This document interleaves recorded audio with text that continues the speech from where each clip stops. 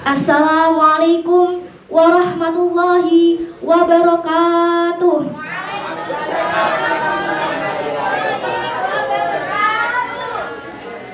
Perkenalkan, nama saya Diana Marifah.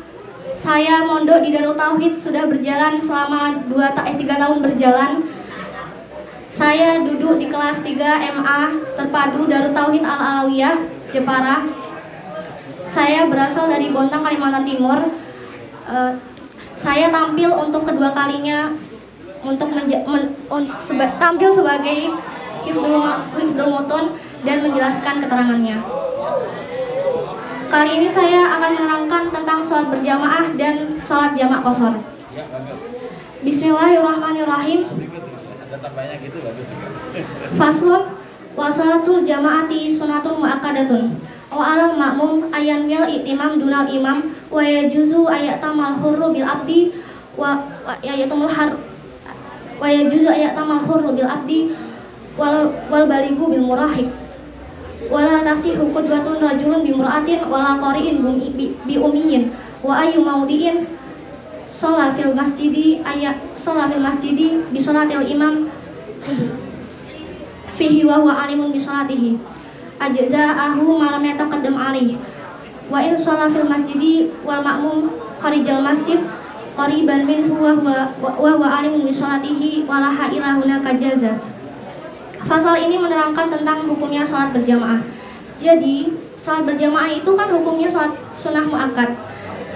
Untuk makmum itu wajib berniat untuk menjadi makmum. Sedangkan sebaliknya, imam itu tidak wajib untuk berniat menjadi imam.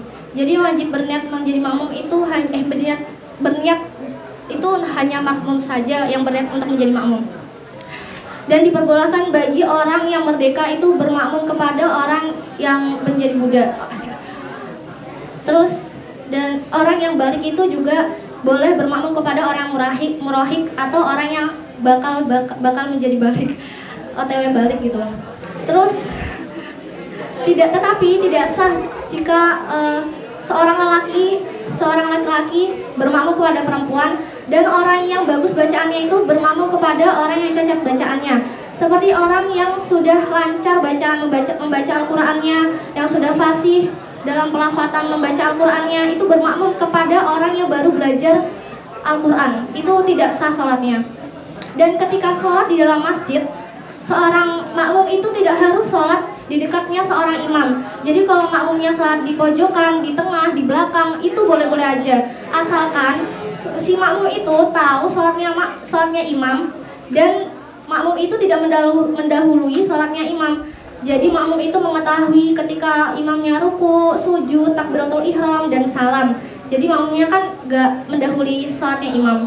Terus ketika makmum sholatnya di luar masjid, tetapi imamnya sholat di dalam masjid, itu juga diperbolehkan. Asalkan si makmum itu sholatnya tidak sampai 144 meter. Dan tidak ada penghalang antara sholatnya makmum dan imam. Fasal selanjutnya, bismillahirrahmanirrahim. Faslun wa yajuzu lil musafiri qasra sholati arba'iyati bi khamsi syara'ita ayakuna safaruhu fi ghairi maksiatin wa an takuna masafatuhu sittata asyara farsahun wa ayakuna muaddiyan li sholati arba'iyati wa ayan wiyal qasra ma'al ihrami qasra ma'al ihrami wa alla ya'tama bimuqimin wa yajuzul musafiri ayajma'a bainal dhuhri wal asri fi waqti ayyi masya'a wa baina maghribi wal isya'i fi waqti ayyi masya'a wa yajuzul hadiri fi matori ayajma'a bainahuma fi waqtil ula minhuma. Pasal selanjutnya menerangkan tentang sholat jamak qashar.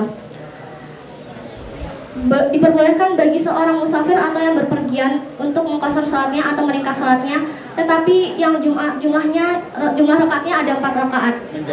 Menjadi 2 rakaat. Mengqashar sholat menjadi 2 rakaat. Dengan 5 syarat. Yang pertama, si orang yang berpergian itu atau yang biasa disebut musafir itu melakukan perjalanan tidak untuk karena maksiat, tidak untuk melakukan maksiat. Dan yang kedua,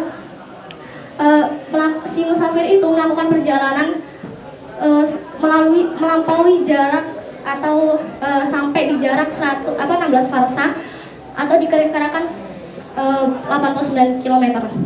Jadi kalau misalnya dari Jepara ke Kudus atau Jepara ke Demak, Jepara ke Semarang itu belum sampai 16 farsah atau 89 km. Jadi itu si musafir nggak boleh melakukan sholat qashar. Tetapi kalau misalnya dari Jepara ke Jakarta itu kan udah sampai 16 farsah atau 89 km, si musafir itu baru boleh melakukan qashar atau meringkas sholatnya. Dan syarat yang ketiga, si musafir atau orang yang melakukan perjalanan tersebut meringkas sholat yang rakaatnya ada berjumlah 4 rakaat. Terus yang keempat, si musafir itu atau orang yang melakukan perjalanan berniat mengqashar sholat bersamaan dengan takbiratul ihram. Dan yang terakhir, syarat yang kelima, si musafir atau orang yang berpergian itu tidak boleh bermakmum kepada orang yang bermukim atau bertempat tinggal.